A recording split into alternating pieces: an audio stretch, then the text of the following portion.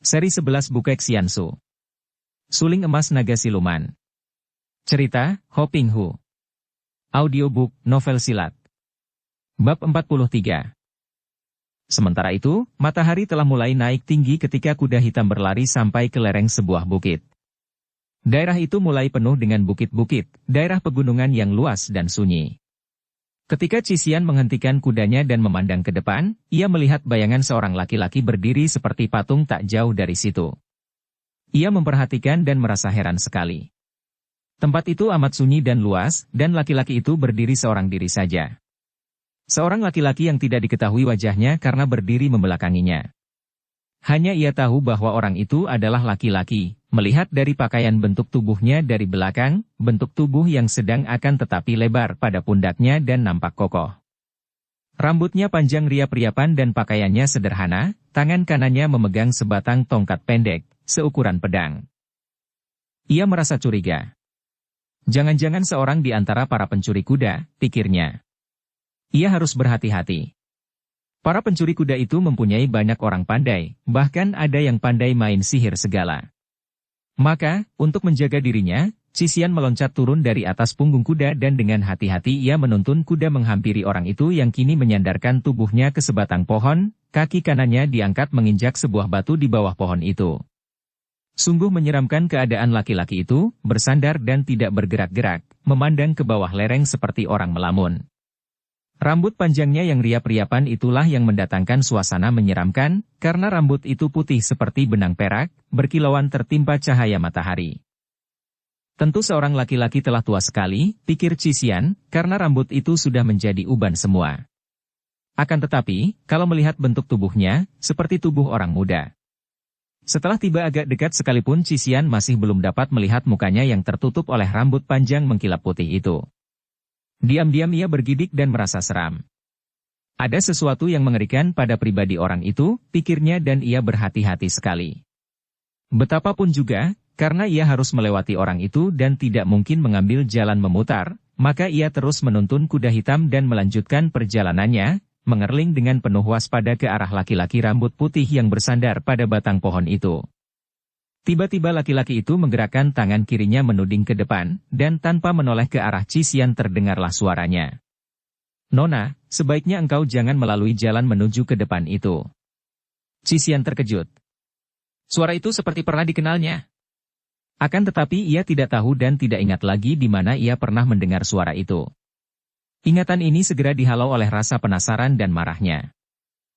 "Mengapa?" tanyanya dengan nada suara tidak puas.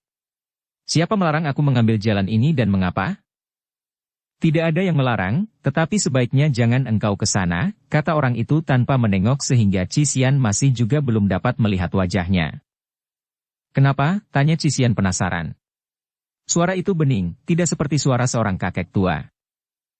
"Karena istriku sedang jengkel dan marah-marah, dan kalau engkau ke sana dan ia melihat Hek Leong Maha tentu akan lebih marah lagi dan engkau akan menghadapi kesukaran." Begitu singkat dan sungguh-sungguh suara orang itu sehingga suaranya menjadi lucu rasanya bagi Cisian. Ingin ia tertawa, mentertawakan orang itu. Akan tetapi ada sesuatu pada orang itu yang membuat ia tidak dapat tertawa. Kalau orang itu begitu takut kepada istrinya yang katanya sedang marah-marah, mengapa pula ia harus ikut-ikut merasa takut? Karena itu, tanpa menjawab ia terus menuntun kudanya lewat di depan orang itu, dengan sikap waspada menjaga diri kalau-kalau orang itu akan menyerangnya. Akan tetapi, kini terjadi keanehan pada Hek Leong Maha. Kuda itu tiba-tiba saja meringkik dan mogok, tidak mau ditarik oleh Cisian ketika binatang itu tiba di depan laki-laki rambut panjang itu. "Hus, hayo maju, Hek Leong Maha." Cisian menarik-narik kendali kudanya yang mendadak mogok itu.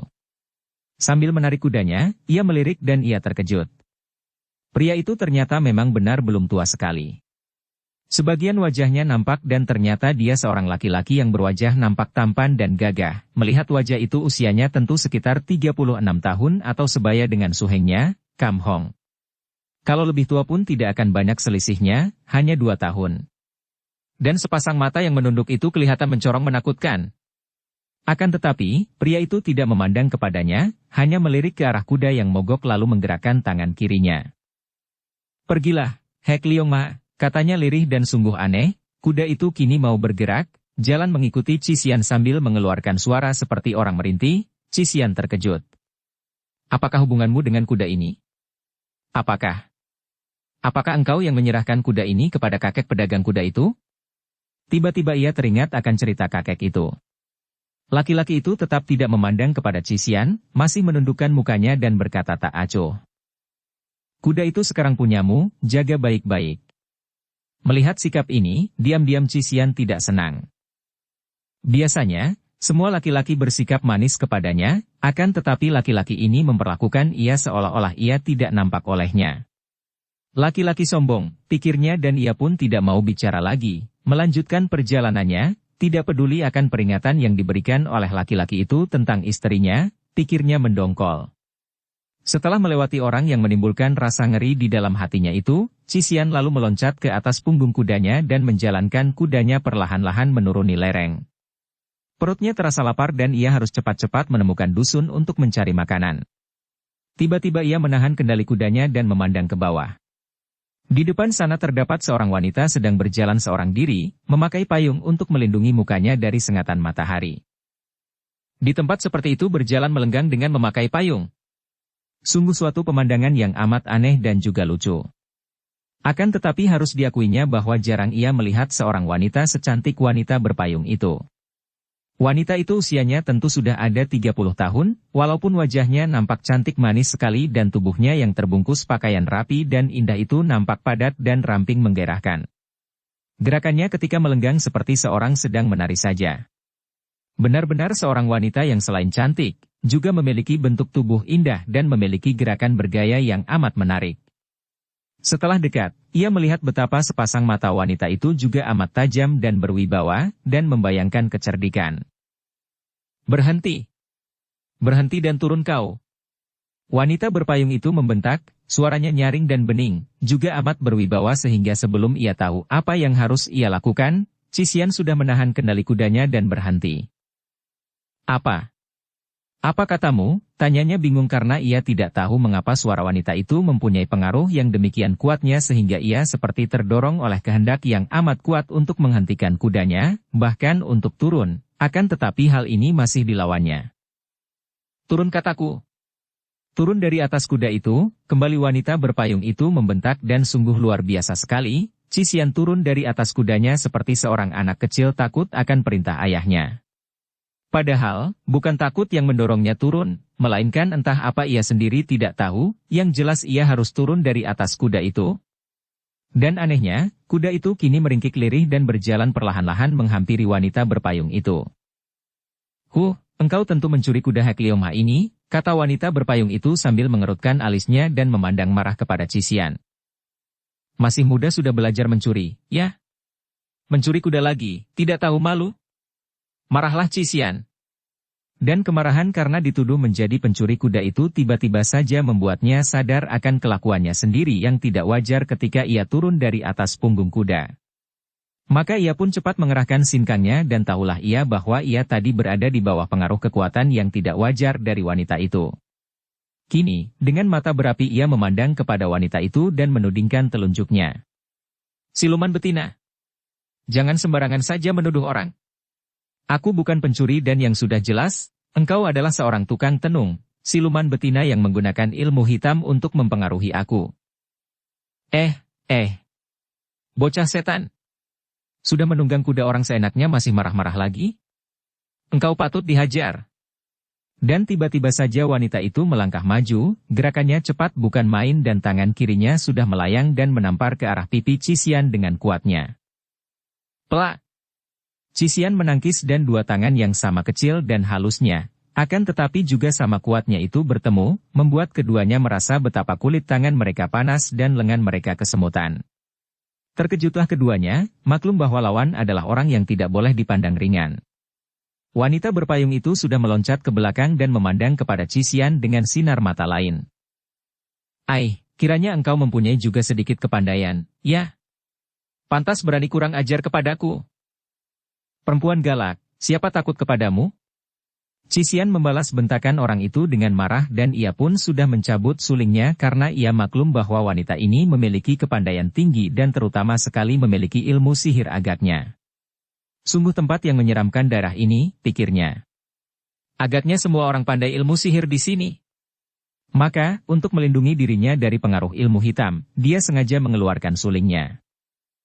Ah, kiranya engkau yang main-main dengan suling itu. Bagus, mari kita main-main sebentar. Suara wanita itu berubah, tidak marah seperti tadi, bahkan agak ramah dan gembira, seperti seorang anak kecil menemukan permainan baru. Dan cepat seperti kilat menyambar payungnya sudah bergerak menyerang. Mula-mula payung yang terbuka itu menyambar dan mendatangkan angin seperti kipas yang mengebut ke arah muka Cisian, lalu dilanjutkan dengan menutupnya payung yang meluncur dengan ujungnya yang runcing menotok ketiga jalan darah di leher, pundak dan lambung Cisian secara bertubi-tubi. Bagus. Cisian juga memuji karena harus diakuinya bahwa serangan wanita itu amat ganas dan cepat, berbahaya sekali dan juga aneh gerakannya. Ia pun cepat memutar sulingnya yang mengeluarkan bunyi melengking penuh dengan getaran hawa hikang, dan sekaligus ia menangkis 3 kali. Wanita itu memandang kagum karena 3 kali tangkisan itu membuat semua serangannya gagal total, bahkan payungnya terpental, memaksa ia melangkah mundur untuk mengatur posisi agar ia dapat melanjutkan penyerangannya. Akan tetapi, tiba-tiba terdengar suara laki-laki yang tadi berjumpa dengan Cisian. Cukup, jangan berkelahi. Akan tetapi anehnya, begitu wanita berpayung itu mendengar suara laki-laki ini, kegembiraannya berganti kemarahan dan ia malah menyerang Cisian lebih dahsyat dan lebih ganas lagi dibandingkan dengan tadi. Tentu saja Cisian juga memutar sulingnya, menangkis dan tidak mau kalah, membalas serangan lawan dengan sama ganasnya. Ai, dua-duanya keras kepala, terdengar laki-laki itu berseru dan tiba-tiba saja Cisian mengenal suara itu. Itulah suara yang pernah terdengar olehnya ketika ia terjerumus ke dalam kolam lumpur, dan suara laki-laki ini pula yang menyadarkan ia bahwa ia telah terpengaruh sihir ketika memilih kuda penyakitan sebagai Hek Liong Ma. Dan tiba-tiba ia melihat bayangan berkelebat, sedemikian cepatnya laki-laki itu bergerak, padahal tadinya dia itu berdiri di tempat yang agak jauh. Bagaikan terbang saja laki-laki itu telah berkelebat datang di tengah-tengah antara mereka dan di lain saat, laki-laki itu telah memegang ujung payung dan ujung suling yang saling berhantam itu dan Cisian merasa betapa amat sukar baginya untuk menggerakkan suling yang tertangkap itu. Ia terkejut setengah mati, tidak mengira bahwa di dunia ada orang yang mampu bergerak secepat itu. Sudah, jangan berkelahi. Nona, maafkanlah isteriku dan harap kau suka mundur, kata pria itu kepada Cisian. Cisian mengangguk dan menarik sulingnya lalu meloncat ke belakang. Isteriku, engkau tahu bahwa Nona ini bukan musuh, bukan penjahat, mengapa engkau mendesak dan menyerangnya? Wanita berpayung itu membelalakan matanya yang jeli dan berbentuk indah itu, mukanya menjadi merah karena marah dan tiba-tiba ia mengeluarkan kata-kata yang ketus dan keras. Bagus. Ia muda dan cantik dan lihai. Engkau tergila-gila kepadanya, ya? Inmoy. Kau. Cemburu? Ah, isteriku, kenapa begini jadinya dengan kita? Pria itu berkata dengan nada mengeluh dan wanita berpayung itu membuang muka. Akan tetapi Cisian dapat melihat betapa kedua mata yang indah itu mulai membasah dan berlinang air mata. Ia merasa terkejut, terheran dan juga terharu. Ada sesuatu antara suami istri yang mengganggu perasaan mereka. Padahal, suami istri ini amat luar biasa. Kini ia dapat melihat wajah pria itu. Wajah seorang pendekar yang amat mengagumkan dan gagah perkasa, dan wanita itu sungguh cantik dan gagah pula. Pasangan yang amat hebat, dan kepandaian mereka luar biasa pula. Akan tetapi mengapa kini seolah-olah ada ganjalan penyesalan di antara mereka dan mereka itu nampak berduka? Tiba-tiba ia teringat. Pendekar ini persis seperti yang pernah diceritakan oleh Kam Hong kepadanya. Dan gerakan yang seperti kilat tadi, gerakan meloncat yang seperti terbang saja itu. Tai Hiap. Bukankah Tai Hiap ini? Pendekar siluman kecil, akhirnya dia memberanikan diri bertanya. Sepasang mata yang mencorong itu kini menatap wajahnya, mengingatkan Cisian akan sepasang mata Kam Hong dan juga mata Hong Bu, walaupun tidak setajam mata pendekar ini. Terpaksa ia menundukkan pandang matanya. Bertahun-tahun lamanya tidak ada orang menyebut nama itu. Bagaimana engkau bisa tahu, Nona? Suara pendekar itu halus, namun mempunyai wibawa dan juga mengandung desakan sehingga mau tidak mau Cisian terpaksa harus menjawab sejujurnya. Saya sering mendengar nama besar Tai Hiap dari Su Heng. Dia mengenal Tai Hiap dengan baik dan seringkali bercerita tentang Tai Hiap. Siapa suhengmu itu, Nona? Suheng saya Shikam bernama Hong. Ah, kiranya Xiao Hong. Kam Hong keturunan pendekar suling emas? Benar, dan dialah yang sekarang yang berjuluk pendekar suling emas, kata Cisian dengan bangga. Bagus. Kiranya begitu, pantas saja ilmu sulingmu hebat, Nona. Nah, istriku lihat saja, bukankah kita bertemu dengan orang sendiri? Karena itu, tidak baik untuk membiarkan kemarahan mengamuk, salah-salah bisa bentrok dengan sahabat sendiri. Wanita cantik berpayung itu memandang kepada Cisian, menarik napas dan menghampiri, lalu memegang pundak Cisian. Dukung channel Novel Silat dengan subscribe, follow, like, komen dan share. Adik yang baik, engkau masih muda dan ternyata sudah memiliki kepandaian lihai. Kiranya Sumoy dari keturunan pendekar suling emas. Siapakah namamu? Melihat sikap yang begini terbuka dan ramah, Cisian merasa terharu dan balas merangkul. Seketika ia merasa suka sekali kepada wanita cantik jelita yang gagah ini. Enci yang gagah, maafkanlah sikap saya tadi. Hus, aku yang bersalah, masa engkau yang minta maaf? Wanita itu tertawa dan ia nampak manis bukan main. Sudahlah, tidak perlu maaf-maafkan antara kita. Engkau tentu sudah mendengar tentang nama kami.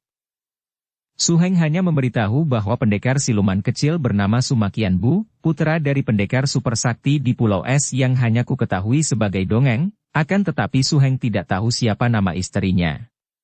Siapakah nama Enci yang gagah? Memang Suhengmu benar. Suamiku ini bernama Sumakian Bu dan aku bernama Teng Siang In, seorang perempuan buruk dan bodoh biasa saja. Tidak seperti dia, suaranya mengandung keluhan lagi. Istriku, mengapa mulai lagi? Nah, ceritakan, Nona, siapakah namamu dan bagaimana engkau bisa sampai ke tempat ini? Namaku Bu Cisian dan kami, yaitu aku dan Suheng, baru saja kembali dari barat, untuk membasmi Hek Imo, katanya dengan jujur dan akrab, karena merasa betapa mereka itu amat ramah kepadanya. Suami istri itu saling pandang. Hek Imo? Dan bagaimana hasilnya, tanya pendekar itu. Suheng telah berhasil membasmi mereka, hanya sayang bahwa Heki Moong sendiri berhasil melarikan diri. Kata Cisian dengan bangga. Pendekar berambut putih itu mengangguk-angguk. Hebat, tidak mengecewakan dia menjadi keturunan pendekar suling emas. Para pembaca cerita kisah sepasang Raja Wali dan jodoh Raja Wali tentu mengenal siapa adanya pendekar siluman kecil ini. Telah diceritakan di dalam kisah jodoh Raja Wali, Sumakian Bu, yaitu putra dari pendekar super sakti Sumahan dan Putri Nirahai, telah berjodoh dan menikah dengan Teng Siang In, darah cantik jelita yang selain pandai ilmu silat, juga pandai dalam ilmu sihir itu. Berbareng dengan kakaknya, yaitu Sumakian Li putra Sumahan dan Lulu, pendekar siluman kecil Sumakian Bu merayakan pernikahannya dengan istrinya. Mereka lalu tinggal di Pulau Es, hidup berbahagia bersama keluarga Suma. Akan tetapi, setelah menanti-nanti sampai 10 tahun belum juga suami istri ini memperoleh keturunan, mulailah mereka berdua merasa gelisah dan berduka. Sementara itu, Sumakian Li yang menikah dengan Kim Bue Li, dan yang beberapa tahun kemudian telah meninggalkan Pulau Es dan tinggal di daratan besar, telah mempunyai 2 orang anak, seorang putra dan seorang putri. Akhirnya, suami istri itu tidak dapat menahan kedukaan dan kekecewaan hati mereka lagi dan mereka berdua lalu meninggalkan Pulau Es, sungguh pun ayah mereka, yaitu Sumahan, dan kedua ibunya mereka, telah tua sekali. Mereka pergi ke daratan besar dan melakukan perantauan sampai akhirnya mereka tiba di daerah barat dekat Sinkiang itu dan berjumpa dengan Cisian. Tentu saja Sumakian Bu masih ingat kepada Kam Hong yang dahulu disebutnya Xiao Hong, pemuda berpakaian pengemis yang lihai itu, yang pernah menjadi semacam kacungnya. Dan giranglah hatinya mendengar dari Cisian bahwa Kam Hong kini telah menjadi seorang pendekar yang amat lihai sehingga mampu membasmi gerombolan Hek Imo yang amat terkenal itu. Dia sendiri bersama istrinya telah mendengar di sepanjang perjalanan tentang Hek Imo dan bahkan telah mengambil keputusan untuk menghadapi gerombolan jahat itu yang kabarnya telah menewaskan banyak orang Kang Ou. Kiranya mereka telah didahului oleh keturunan pendekar suling emas. Di mana sekarang Suhengmu yang perkasa itu? Tanya Kian Bu kepada Cisian. Wajah darah ini menyuram dan ia menggelengkan kepalanya. Aku tidak tahu, dia telah meninggalkanku dan aku sekarang justru sedang mencarinya, Tai Hiap, jawabnya sejujurnya dan dengan suara mengandung kedukaan. Xiang In merangkulnya. Wanita ini sudah matang dan sudah tahu akan isi hati dan perasaan wanita lain, dan ia dapat merasakan bahwa kemasgulan hati Cisian ada hubungannya dengan kerinduan. Maka ia pun dapat menduga bahwa tentu ada hubungan yang lebih mesra antara Cisian dan Kam Hong daripada hubungan Su Heng dan Sume belaka. Jangan berduka, Cisian. Tidak ada kesulitan apapun di dunia ini yang tidak dapat diatasi. Bersabarlah. Mendengar ucapan istrinya itu, wajah Qian Bu yang tadi nampak termangu-mangu itu berseri dan cepat menyambung. Benar, dan tepat sekali ucapan istriku itu, Nona Bu. Segala kesulitan akan dapat diatasi dengan kesabaran. Diam-diam Cisian merasa kasihan kepada suami istri itu. Mereka itu, terutama Xiang In, hendak menghiburnya dan agaknya kedukaan hatinya karena mencari Su Hengnya itu setidaknya merupakan hiburan ringan bagi kedukaan suami istri itu. Entah kedukaan apa yang telah membuat suami istri itu seperti orang yang gelisah dan juga bahkan kerenggangan timbul di antara mereka. Selagi ia hendak bicara, tiba-tiba saja lengannya dipegang oleh Xiang In yang berkata dengan lirih. Adik Cisian, serahkan saja tikus-tikus itu kepada kami. Melihat sikap Xiang In, Cisian menengok dan melihat datangnya beberapa orang Tosu yang berjalan cepat sekali ke arah mereka. Ketika mereka sudah tiba dekat, ia mengenal Tosu yang pandai sihir tadi telah datang bersama 5 orang Tosu lainnya dan seorang di antara mereka adalah seorang kakek yang usianya tentu sudah ada 70 tahun lebih.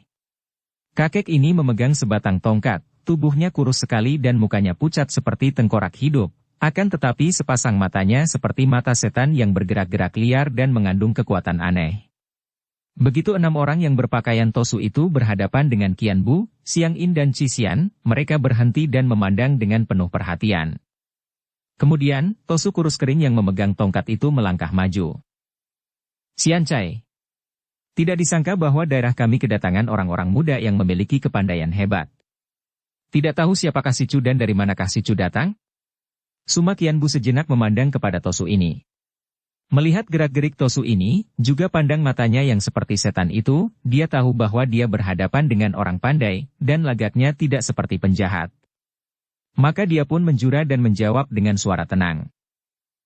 Totiang, kami bertiga adalah pelancong-pelancong biasa saja yang tidak ingin mencari permusuhan dengan siapapun di sini. Akan tetapi sayang, agaknya orang-orang pandai di daerah sini suka mencari keributan, bahkan tidak segan-segan untuk mencuri kuda. Karena itu terpaksa kami membela yang benar dan kami menyesal sekali. Tosu kurus itu mengangguk-angguk dan menarik napas panjang, kemudian tersenyum pahit. Gara-gara kuda hitam itu agaknya yang menimbulkan salah paham, si Cu. Salah paham apa? Cisian sudah berkata sambil tersenyum mengejek. Sudah jelas ada teman-temanmu yang mencuri kuda dari pemiliknya, kemudian mengeroyokku untuk merampas kuda hitam.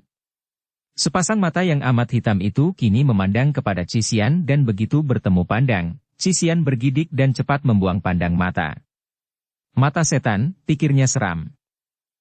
Aha, agaknya kesalahpahaman ini berasal darimu, Nona, Tosu itu berkata sambil tersenyum. Apa? Sudah jelas bahwa orang-orangmu hendak mencuri kuda pedagang kuda tua itu. Apakah engkau hendak menyangkalnya, Totiang? Cisian berkata lagi, penasaran. Kakek itu mengangguk-angguk. Memang benar. Memang benar, akan tetapi lalu muncul Nona yang lihai dan menggagalkan mereka. Akan tetapi kemudian para sahabat itu melihat Nona menunggang kuda itu, sehingga timbul kesalahpahaman yang makin besar. Mereka mengira bahwa Nona telah mencuri kuda itu, maka mereka berusaha untuk merebutnya. Dan muncullah si Cu dan Toanio ini yang lihai sekali. Enak saja menuduh orang. Kalian sudah jelas pencuri-pencuri kuda, sekarang hendak menuduh aku mencuri pula. Aku bukan pencuri kuda macam kalian.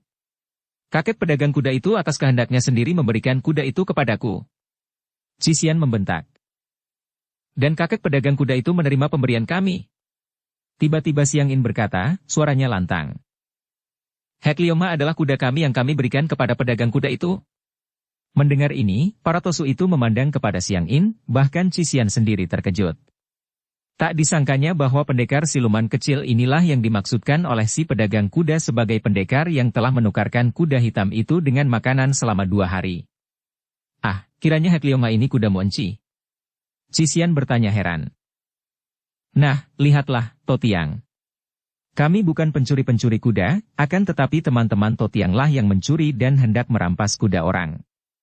Maka, harap Totiang mau mengerti dan suka meninggalkan kami yang tidak mencari keributan, kata Sumakian Bu, sikap dan suaranya tegas dan berwibawa. Ho, Sicu. Harap jangan tergesa-gesa mengambil kesimpulan. Sesungguhnya teman-teman kami itu pun bukan pencuri-pencuri kuda, walaupun mereka berusaha mencuri Hek Leong Ma. Omongan apa itu? Cisian membentak. Bukan pencuri akan tetapi mencuri. Sian Cai. Nona muda amat keras hati, Tosu itu berkata sambil mengelus jenggotnya. Agar jelas bagi Samui, kalian bertiga, baiklah kami ceritakan. Kami hanya orang-orang yang bertugas mendapatkan kuda terbaik di daerah ini. Kami melihat Hek Leong Ma dan kami tahu bahwa itulah kuda yang harus kami dapatkan. Kami membujuk pedagang kuda, hendak membelinya dengan harga berapapun, membujuk untuk meminjamnya, namun sia-sia. Dia tidak mau menyerahkannya dan terpaksalah kami berusaha mencurinya. Tosu itu dengan singkat lalu menceritakan keadaannya dan anak buahnya yang terpaksa mencuri kuda terbaik. Di daerah Xinjiang yang amat luas itu terdapat banyak pengusaha-pengusaha yang hidupnya seperti raja-raja kecil. Mereka adalah orang-orang yang menguasai tanah yang luas sekali, yang kebanyakan didapatnya dengan mengandalkan kekayaan mereka yang amat besar. Dengan tanah yang amat luas itu, dan dengan harta mereka, maka raja-raja kecil ini memperkuat dirinya dengan pembantu-pembantu bayaran, dengan pasukan-pasukan kecil untuk melindungi keamanan jiwa dan hartanya. Keadaan seperti ini sudah turun-temurun terjadi di daerah itu, bahkan setelah kerajaan Manchu berkuasa sekalipun, kerajaan ini tidak dapat menghapus begitu saja kekuasaan raja-raja kecil ini, sungguh pun penguasa-penguasa ini membayar pajak kepada pemerintah. Dan tidak jarang di antara raja-raja kecil ini terjadi bentrokan-bentrokan dan perang-perang kecil untuk soal-soal yang kecil. Ada kalanya karena perbatasan tanah kekuasaan, karena anak buah dan sebagainya yang pada hakikatnya hanyalah karena berlomba kedudukan dan kekuasaan. Akan tetapi, karena sudah terlalu sering terjadi bentrokan-bentrokan yang menimbulkan kekacauan. Kerajaan Manchu bertindak dengan keras dan melarang semua bentrokan itu, menghukum mereka yang menimbulkan kekacauan. Dan semenjak pemerintah ini bertangan besi, perlombaan kekuasaan itu pun mengambil bentuk lain. Kini bukan perlombaan kekuasaan dengan kekerasan, melainkan dengan jalan perlombaan-perlombaan seperti perlombaan kekayaan, perlombaan kuda dan ketangkasan-ketangkasan lain lagi. Semua ini hanya dengan satu tujuan, yaitu mencari kemenangan, karena dalam kemenangan ini mereka yang menang merasa bahwa mereka lebih unggul dan lebih segala-galanya dari yang kalah. Yang paling sering diadakan perlombaan atau balapan kuda. Karena inilah, dengan menggunakan kekayaan mereka, para penguasa atau raja kecil ini mendatangkan kuda-kuda terbaik dari seluruh negeri, bahkan ada yang mendatangkan dari jauh dari barat melalui pegunungan-pegunungan yang amat sukar perjalanannya dan membuat kuda itu mempunyai harga yang amat mahal. Setiap tahun sekali tentu diadakan perlombaan kuda ini, dan dalam setahun penuh, para pembantu raja-raja kecil ini juga berlomba sendiri untuk mengumpulkan sebanyak mungkin kuda-kuda terbaik. Jadi semacam perlombaan mencari kuda terbaik. Tosu itu bersama anak buahnya adalah serombongan petugas dari seorang raja kecil yang memiliki wilayah luas di perbatasan sebelah timur. Ketika mereka melihat kakek pedagang kuda menggiring banyak kuda dan di antara kuda-kuda itu terdapat Hek Leong Ma, tentu saja mereka tertarik sekali. Belum pernah mereka melihat kuda sebaik itu dan tentu saja sebagai orang-orang yang haus akan kuda baik sehubungan dengan tugas mereka, mereka segera menghubungi kakek itu untuk membeli atau meminjam kuda hitam itu untuk keperluan perlombaan beberapa hari yang akan datang. Namun, kakek pedagang kuda itu menolak, dengan alasan bahwa kuda itu adalah pemberian orang, maka tidak hendak dijualnya juga tidak dapat disewakan atau dipinjamkannya. Inilah yang membuat anak buah Tosu itu terpaksa mencoba untuk mencuri kuda hitam dan secara kebetulan mereka itu dilihat Cisian yang segera membantu kakek pedagang kuda. Nah, demikianlah duduk perkaranya. Harap Samui, suka maklum keadaan kami. Sambung Tosu itu. Maksud kami mencuri kuda itu pun hanya untuk meminjamnya sampai perlombaan berlangsung dan majikan kami menang. Kami akan mengembalikan kepada pemiliknya lagi. Akan tetapi sekarang, pedagang kuda itu telah memberikan kuda hitam kepada Nona sehingga kami benar-benar menghadapi kesulitan sekarang. Setelah kuda ini menjadi milikku, dan setelah orang-orangmu gagal merampasnya dariku, sekarang engkau datang dengan maksud bagaimanakah? Cisian bertanya, sikapnya menantang. Tosu itu tersenyum. Nona muda, tentu engkau tahu bahwa seorang petugas yang baik adalah orang yang tidak akan pernah putus asa sebelum tugasnya terlaksana dengan baik. Demi suksesnya tugas, tentu saja kami akan mempergunakan segala daya untuk mendapatkan kuda hitam itu, Nona. Misalnya dengan begini. Dan tiba-tiba kakek itu menudingkan tongkatnya ke arah kuda hitam yang diikatkan pada batang pohon oleh Cisian tadi. Dan terjadilah hal yang amat luar biasa dalam pandangan Cisian. Kuda itu telah terlepas dari batang pohon dan kini kuda itu berjalan perlahan-lahan menghampiri Tosu yang menudingkan tongkatnya itu. Permainan kanak-kanak saja. Tiba-tiba terdengar suara mengejek dari mulut Siang In. Teng Siang In, istri dari pendekar siluman kecil itu adalah seorang wanita yang selain ahli dalam ilmu silat, juga memiliki kepandaian sihir yang kuat. Ia pernah menjadi murid dari mendiang si Tian Hoatsu. Maka, melihat ilmu sihir yang dilakukan oleh Tosu itu, ia mentertawakannya. Cisian, jangan mudah ditipu olehnya, Hek Liong Ma masih tetap berada di sana, terikat di batang pohon.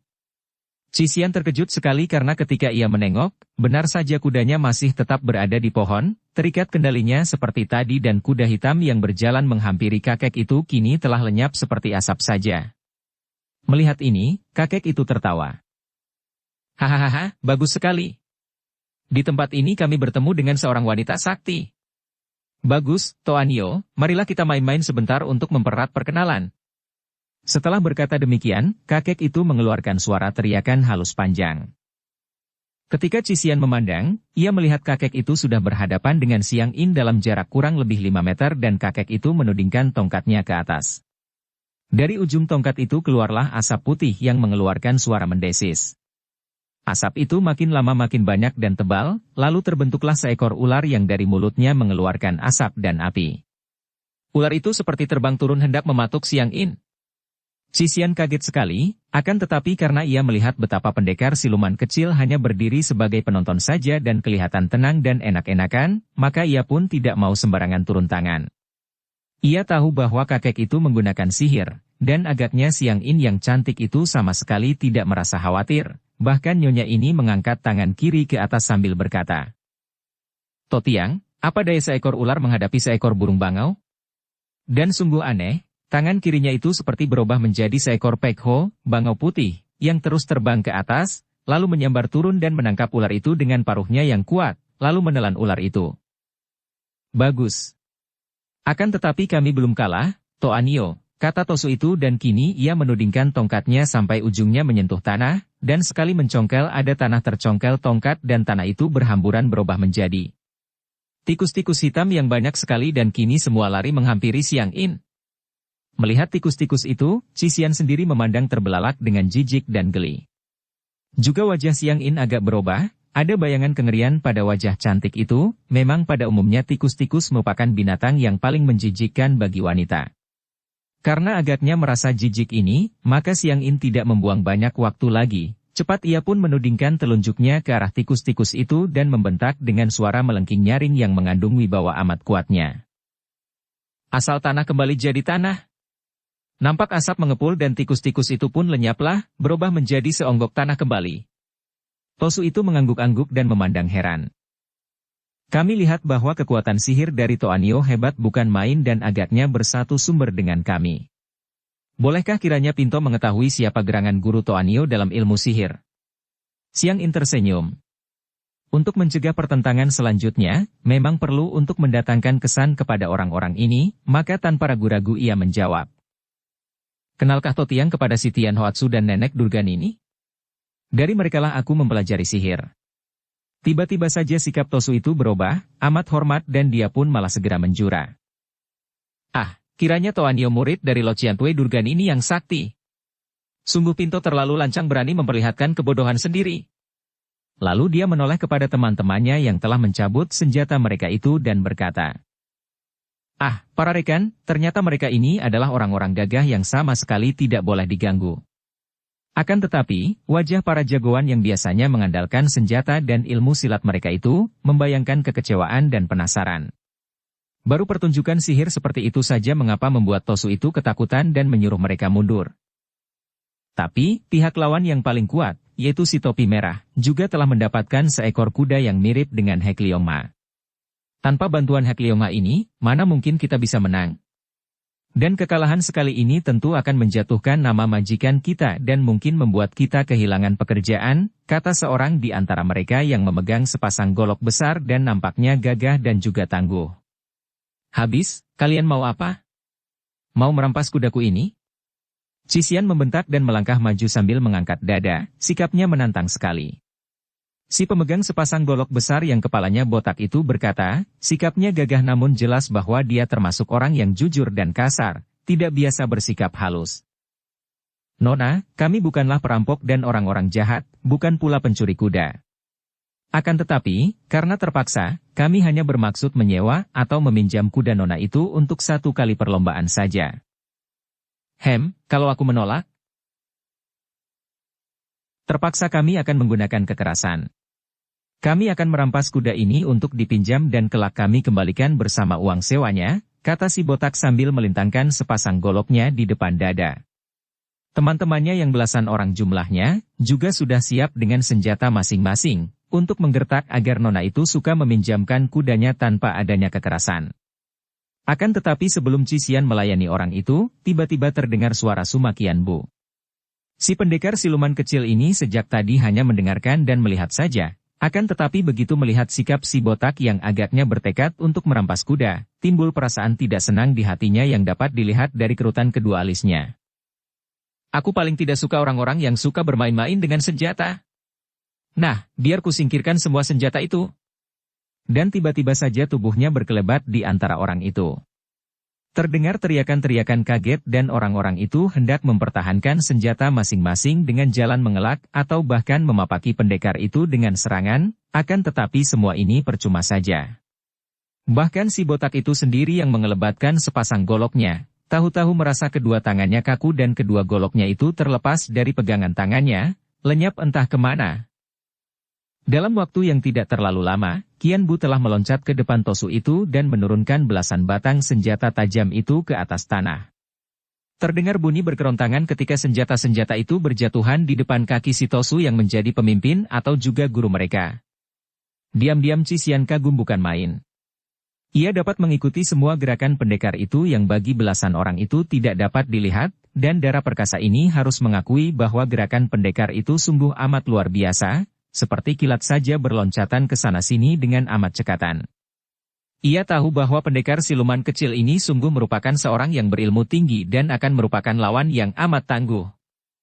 Juga Tosu itu kini sadar bahwa dia berhadapan dengan orang-orang yang memiliki ilmu kepandaian tinggi sekali. Xiancai, katanya sambil merangkapkan kedua tangan di depan dada. Kami orang-orang kasar seperti buta saja tidak mengenal menjulangnya Bukit Haisan yang tinggi di depan mata. Sesungguhnya, orang yang dapat memiliki kuda seperti Hekliongma itu tentu saja seorang pendekar sakti. Betapa bodohnya kami. Harap cui para pendekar yang sakti sudi memaafkan kami yang terpaksa oleh keadaan bersikap kasar. Ah, celaka. Sekali ini hancurlah kita, kata si botak. Kuda mana lagi yang akan mampu menandingi kuda hitam milik si topi merah itu? Haya. Dia mengeluh panjang pendek. Mendengar ucapan ini, Qian Bu dan istrinya merasa tertarik sekali. Xiang In lalu berkata, coba ceritakan tentang kuda hitam milik si topi merah itu. Kuda hitam yang bagaimanakah yang dimilikinya? Tosu itu menarik napas panjang. Si topi merah adalah julukan tuan tanah yang menjadi saingan terbesar dari majikan kami, Toanio. Dia terkenal sebagai tuan rumah yang jahat dan sewenang-wenang, karena itu majikan kami memusuhinya. Dia mengandalkan kekayaannya dan terkenal sebagai tukang jual beli wanita yang amat kejam. Setiap orang tentu membela majikan masing-masing, kata Qian Bu tertawa. Xiancai, agaknya memang demikianlah.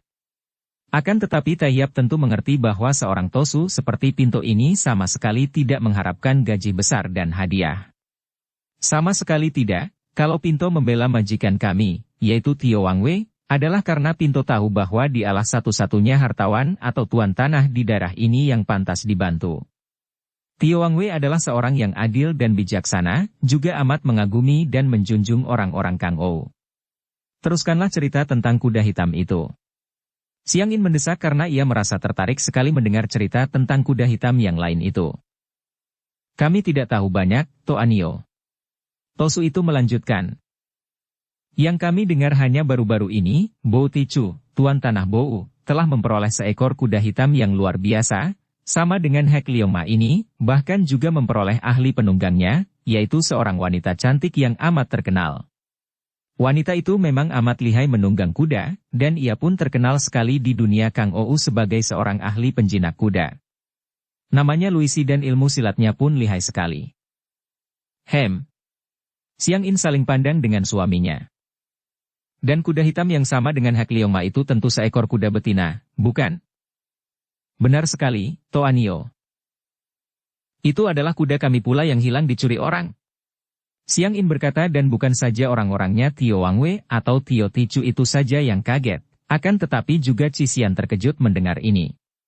Kami tadinya mempunyai 2 ekor kuda, jantan dan betina.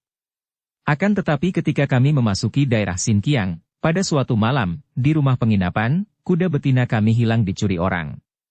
Kami sudah berusaha mencari-cari, akan tetapi tidak berhasil menemukan kuda itu. Dan karena hilangnya kawannya itulah maka Hek Liongma menjadi sakit-sakitan, dan untuk menolongnya, kami menyerahkannya kepada pedagang kuda yang amat mencinta kuda dan pandai mengobati itu. Kakek pedagang kuda itu memberikan kuda hitam kepadaku karena takut akan gangguan kalian. Cisian menyambung. Ah, kalau begitu, kuda hitam si topi merah itu pun kuda curian. Si botak berseru keras. Biarlah kita ikut bersama kalian untuk merampas kembali kuda kami, kata Xiang In. Dan biarkan Hek Liongma berlomba dengan kuda hitam yang ditunggangi Luisi itu untuk mengalahkannya. Aku mau menjadi penunggang Hek Liongma, kata pula Cisian. Bagus, dan dengan bantuan kami, tentu kuda itu dapat kau kalahkan. Xiang In berseru gembira. Tentu saja Tosu itu dan anak buahnya girang bukan main. Cepat mereka memberi hormat dan mempersilakan 3 orang pendekar itu untuk mengikuti mereka ke tempat tinggal majikan mereka, yaitu Tio Tichu. Di dalam perjalanan, Cisian memperkenalkan dirinya kepada suami istri pendekar itu dan berkata terus terang. Sudah lama sekali saya mendengar tentang nama besar pendekar siluman kecil dan istrinya dari Kam Su Heng, ternyata memang hebat sekali. Dan saya pun pernah bertemu dan berkenalan dengan baik sekali dengan Jenderal Muda Cao Chin Liong. Apakah Jiwi, kalian berdua, mengenalnya? Jenderal Cao Chin Liong? Ah, kami sudah mendengar bahwa putra saudara Cao Kok Chu si Naga Sakti Gurun Pasir telah menjadi jenderal di kota raja, akan tetapi telah belasan tahun kami tidak berhubungan dengan keluarga Cao, kata Qian Bu. Bicara tentang si Naga Sakti, teringatlah pendekar ini akan pengalaman-pengalaman masa lalu dan akan istri pendekar sakti itu, yaitu Wan Cheng yang masih cucu kandung dari ibu tirinya, yaitu Nenek Lulu. Banyak sudah yang dialaminya dengan para tokoh itu dan mengundang kenangan lama. Juga mengingatkan dia akan keadaannya sendiri bersama istrinya yang sampai sekian lamanya belum juga mempunyai keturunan. Hal ini mendatangkan duka. Semua orang sudah mempunyai keturunan, bahkan pendekar naga sakti Gurun Pasir telah mempunyai seorang putra yang demikian gagah dan perkasa, muda usia telah menjadi seorang jenderal. Akan tetapi dia sendiri sampai hampir berusia 40 tahun, belum juga mempunyai anak. Justru karena urusan ingin mempunyai anak inilah dia dan istrinya merantau sampai sejauh itu, sampai ke daerah Xinqiang. Dan istrinya selalu mengalami derita batin, sehingga seringkali sakit-sakitan. Dia tahu bahwa sakitnya istrinya itu sesungguhnya karena batin yang tertekan dan gelisah. Seolah-olah kadang-kadang istrinya itu kehilangan kegembiraan hidup sama sekali, dan wataknya yang dahulunya amat riang jenaka itu tenggelam dan lenyap, terganti watak murung dan mudah marah. Oleh karena itu, melihat istrinya timbul kegembiraan ketika bertemu dengan Cisian dan menghadapi urusan kuda itu, dia pun tidak membantah. Sesungguhnya, bagi pendekar ini, urusan perlombaan kuda itu merupakan urusan kekanak-kanakan, dan andai kata dia tidak menghendaki agar istrinya dapat bergembira, tentu dia langsung saja mendatangi pencuri kuda, merampasnya kembali dan memberi hajaran, dan terus pergi lagi. Akan tetapi, dia sengaja membiarkan istrinya pulih kembali kegembiraan hidupnya. Tio Wangwei atau Tio Tichu, Tuan Tanah Tio, adalah seorang laki-laki berusia 40 tahun yang bertubuh gendut dan berwajah ramah menyenangkan. Memang dia ini berpotongan cukong, akan tetapi sikapnya ramah dan tidak sombong, menyenangkan hati orang yang diajaknya bicara. Ketika mendengar bahwa 3 orang pendekar yang memiliki kesaktian, demikian laporan Liang Gotosu kepadanya, datang mengunjungi dan bersedia membantunya dalam perlombaan dengan meminjamkan Hek Liongma yang akan mampu bersaing dengan kuda hitam milik Bo Tichu, hartawan ini menyambutnya dengan segala kehormatan. Dia bersama istrinya dan 5 orang anaknya keluar semua menyambut, dengan wajah tersenyum gembira dan sikap ramah seperti keluarga menyambut datangnya anggota keluarga lain. 3 orang pendekar itu dipersilakan memasuki gedung megah itu dan mereka dijamu di dalam ruangan yang luas dan berperabot mewah. Kuda Hek Liongma tadi sudah disambut oleh para tukang kuda, dikalungi bunga dan diselimuti selimut tebal yang hangat, lalu dibawa ke kandang kuda yang bersih dan rapi, dipimpin sendiri oleh si botak yang bersikap hormat sekali. Dalam perjamuan yang diadakan untuk menyambut mereka, yang dihadiri pula oleh Liang Gotosu yang tidak menolak hidangan berjiwa, Tio Tichu yang ramah itu lalu menjelaskan kesemuanya kepada Xiang In dan Cisian. Dia lebih berani bicara kepada 2 orang wanita cantik yang ramah dan lembut ini daripada Qian Bu yang nampaknya menyeramkan dan menakutkan baginya karena pendekar itu lebih banyak diam saja, hanya tersenyum sedikit. Akan tetapi wajahnya demikian penuh wibawa, dan terutama sekali sinar matanya yang mencorong membuat orang lain tidak tahan untuk bertemu pandang terlalu lama dengan pendekar ini. Sungguh menyesal sekali bahwa kami terpaksa harus melibatkan diri dengan persaingan yang berbahaya ini dan karenanya merepotkan Samwi saja, antara lain Tuan Tanah Tio itu berkata. Akan tetapi, orang Shibo itu sungguh selalu mencari perkara. Sesungguhnya, pada dasarnya dia itu hendak menentang campur tangan pemerintah, hendak memperlihatkan kekuasaannya, akan tetapi karena dia tidak berani berterang menentang pemerintah, maka dia selalu mencari gara-gara di antara para Tichu yang paling berkuasa di daerah ini. Dan kami tahu benar bahwa diam-diam dia itu condong menoleh kepada orang-orang Mongol yang kini mulai berkembang kekuasaannya di utara. Maklumlah, orang Shibo itu adalah peranakan Mongol. Biarpun sekarang belum nampak bukti-buktinya, akan tetapi kami berani bertaruh bahwa kalau kelak terjadi pemberontakan orang Mongol, agaknya mungkin sekali dari Sin Qiang inilah pecahnya. Mendengar ucapan itu, diam-diam Qian Bu menaruh perhatian. Kalau urusan ini sudah menyangkut gejala pemberontakan, maka penting juga. Bersambung ke bab 44. Dukung kami dengan subscribe, follow, like, komen dan share. Terima kasih.